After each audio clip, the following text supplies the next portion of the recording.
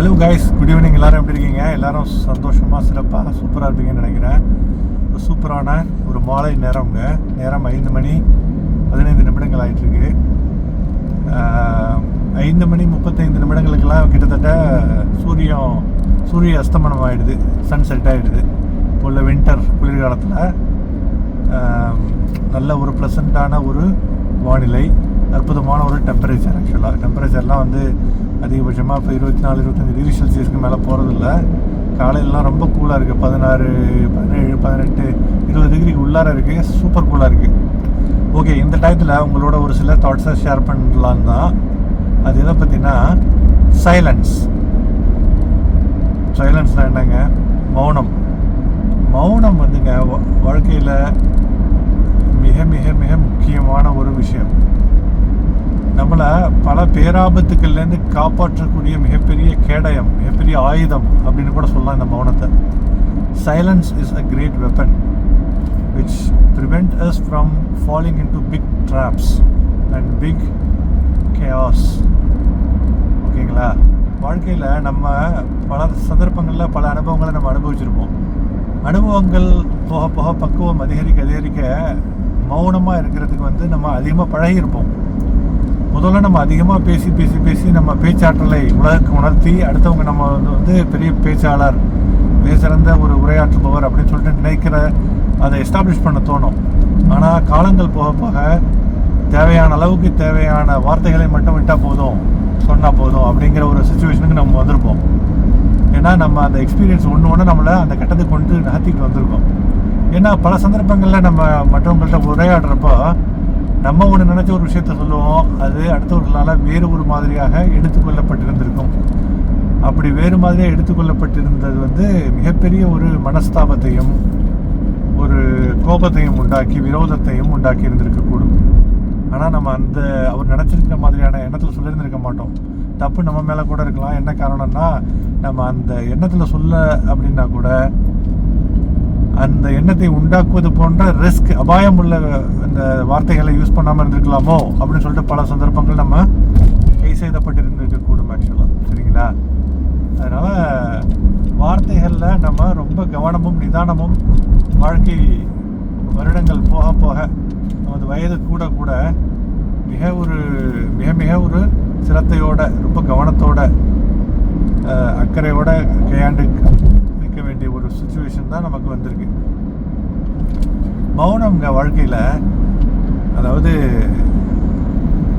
அதிகமான வார்த்தைகள் இல்லாமல் பேசுகிறப்போ அடுத்தவர்களை ரொம்ப லிசன் பண்ணி, அடுத்தவங்க சொல்கிறத நம்ம நிதானமாக அவங்க சொல்கிறத லிசன் பண்ணி கேட்டு அடுத்தவர்களுடைய சுச்சுவேஷனை புரிஞ்சிக்க முயற்சி பண்ணி, அதிகமாக பேசுகிறத விட அதிகமாக அடுத்தவர்களுடைய பேச்சை கேட்டு நிதானத்தோடு கேட்டு புரிந்து கொண்டு அதற்கு தகுந்தாற் போல் நம்மளுடைய ரெஸ்பான்ஸை, ஆக்ஷனை வச்சுக்கிறது தாங்க ரொம்ப ரொம்ப புத்திசாலித்தனம், ரொம்ப பக்குவப்பட்ட தன்மையும் அதுதான். முதல்லாம் நம்ம வாழ்க்கையில் அதிகமாக பேசினா நான் தானே பெரிய ஆள் அப்படின்னு சொல்லிட்டு அதிகமான வார்த்தைகளை உதிர்த்தா இவன் தானே பெரிய ஆள் அப்படின்னு சொல்லிட்டு அடுத்தவங்க சொல்கிறத எதிர்பார்த்து பாராட்டை, மோட்டிவேஷனை, என்கரேஜ்மெண்ட்லாம் எதிர்பார்க்க தோணும். போக போக பேசாமல் இருந்துருவோம். ஏதாச்சும் சொன்னால் ஏதாச்சும் புரிஞ்சுக்கிறாங்க. எனக்கு இந்த அனுபவங்கள் ரொம்ப நிறைய.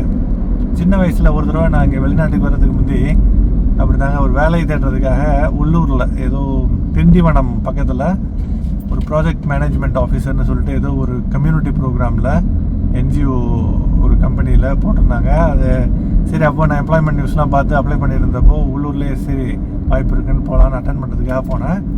அங்கே என்ன மாதிரியே நிறையா கிராஜுவேட்ஸ் படிச்சுட்டு வேலை தேடுறவங்க வந்திருந்தாங்க. அப்போ நாங்களே ஒரு குரூப்பாக ஒரு ஃப்ரெண்ட் ஆகிட்டோம். எல்லாமே முன்ன பின்ன அறிமுகம் இல்லை, பட் ஃப்ரெண்ட் ஆகிட்டோம். எல்லாமே இன்டர்வியூக்காக தானே வந்திருக்கோம்.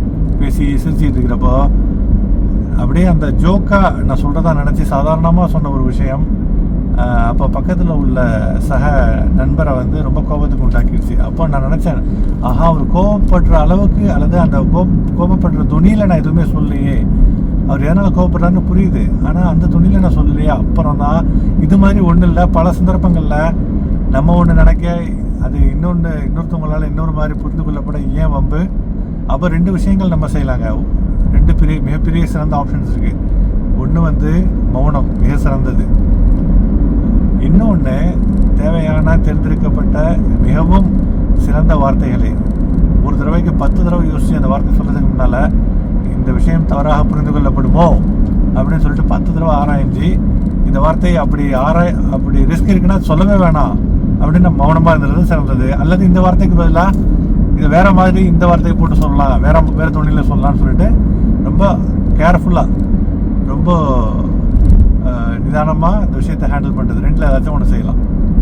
மௌனம் நம்ம வாழ்க்கையில் வந்துங்க வேறு லெவலுக்கு நம்மளை கொண்டு போயிடுங்க. வேறு லெவலுக்கு கொண்டு போதோ இல்லையோ மிக முக்கியமான ஒரு சுச்சுவேஷன், சிறந்த சுச்சுவேஷன் நம்ம கொடுக்கும். அது என்னென்னா மன அமைதி, நிம்மதி, சந்தோஷம். தேவையில்லாமல் வாயால் கெட்டது கௌதாரின்னு சொல்லுவாங்க, தவளை தன் வாயால் கெடும்பாங்க.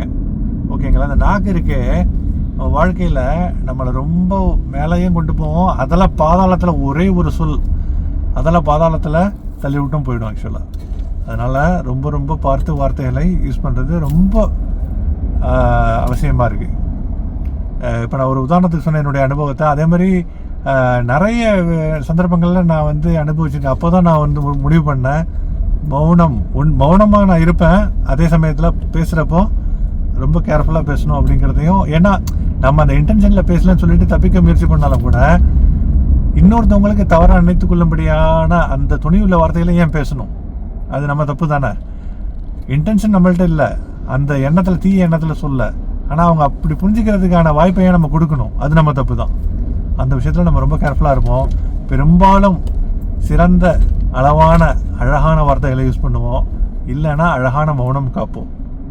மிக்க நன்றி பார்த்தமைக்கு.